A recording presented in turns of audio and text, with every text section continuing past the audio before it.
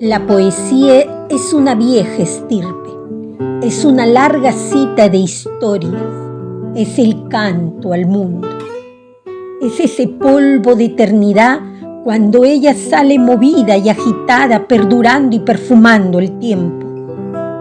La poesía enseña al mundo que sus palabras se leen solas, bajo los sonidos jóvenes y viejos que crece y que camina cada día en el tiempo, la que establece puentes entre lo amargo callado y la realidad, la que se para erguida como hormigón sólido de cerco ante la muerte, la que presenta el agua envenenada y se puede beber, la que sufre cuando se le degrada por la vulgaridad de las voces cotidianas, la que reúne en el banquete los distintos registros, los diversos horizontes, las distintas posturas políticas, las distintas regiones, las diversas lenguas, la que dialoga, la que hace un festín a la rebeldía.